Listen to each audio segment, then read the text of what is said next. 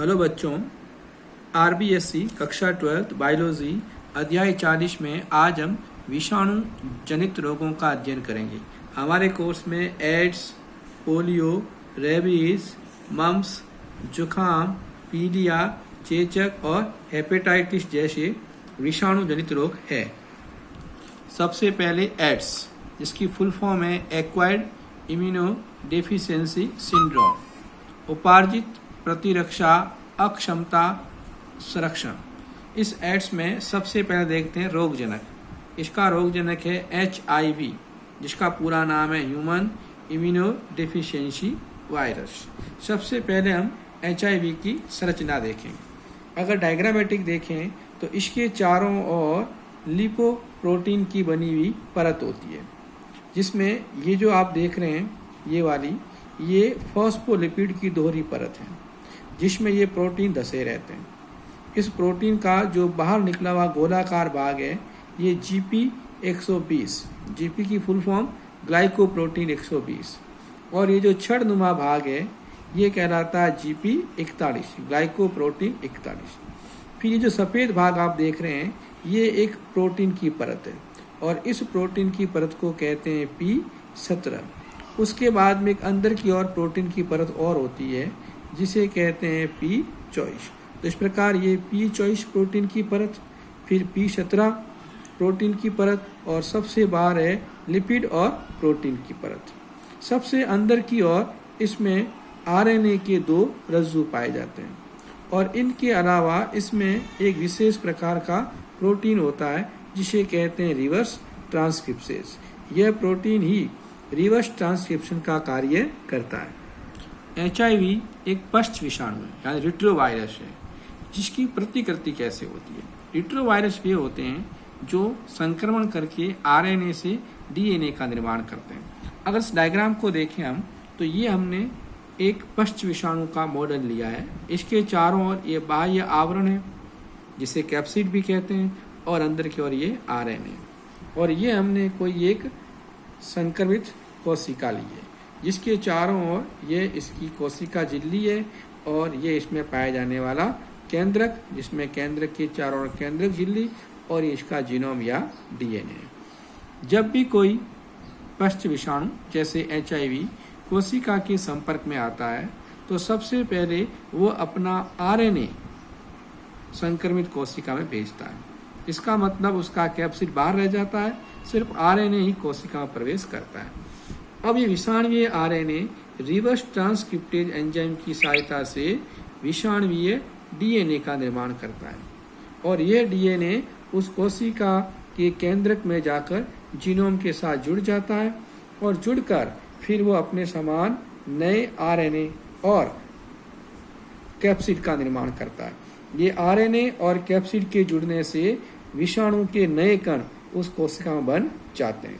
ये विषाणु के नए कण उस कोशिका को फाड़कर बाहर आते हैं और फिर नई कोशिका में संक्रमण करते हैं। अब हम देखते हैं HIV का संचरण एक स्वस्थ व्यक्ति में कैसे होता है। तो HIV का संचरण स्वस्थ व्यक्ति में रोगी व्यक्ति के द्वारा होता है, जो निम्नलिखित विधियों से हो सकता है। नंबर 1, असुरक्षित यौन संबंध बनाने से, यानी HIV ग्रसित एड्स ग्रसित व्यक्ति के साथ यौन संबंध कायम करने से। दूसरा, HIV ग्रसित व्यक्ति अपना उत्तक या अंग किसी दूसरे व्यक्ति को दान करता है तो उसमें एड्स हो सकता है।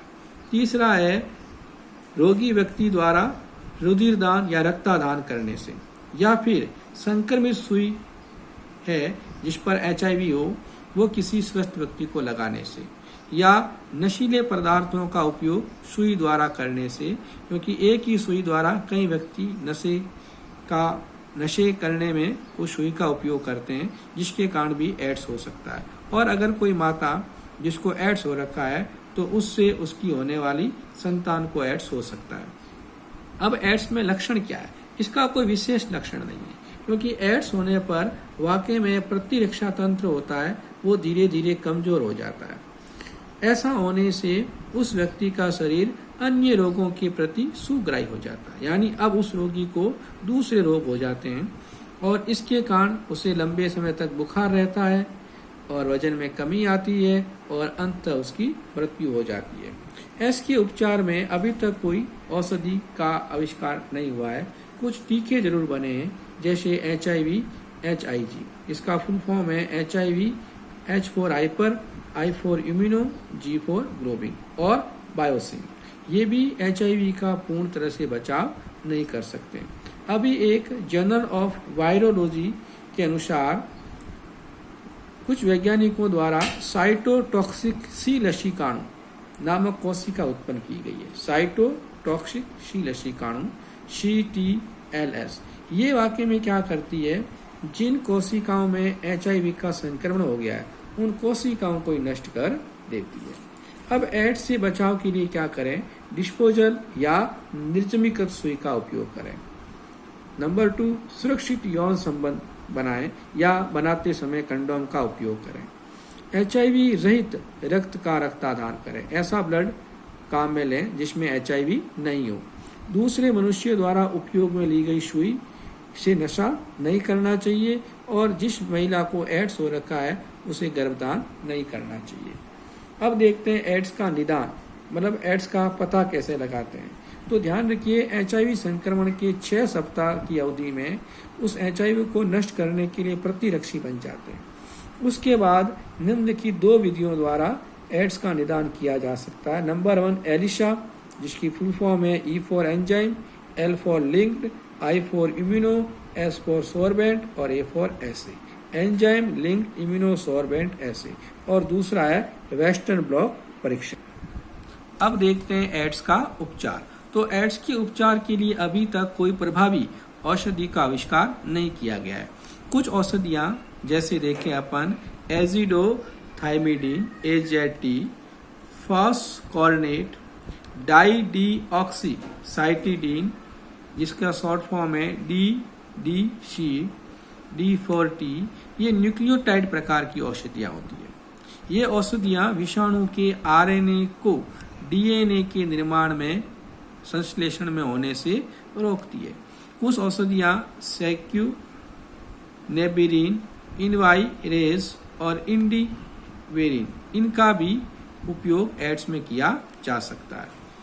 अच्छा, एड्स के नियंत्रण के लिए भारत में एक संगठन कार्य करता है जिसका नाम है National AIDS Control Organisation, NACO, NACO। और ध्यान रखिए, प्रतिवर्ष 1 दिसंबर को विश्व एड्स दिवस के रूप में मनाया जाता है। तो इस प्रकार आज के वीडियो में हमने केवल एक ही वायरस जनित रोग का अध्ययन किया जिसका नाम था एड्स। धन्यवाद।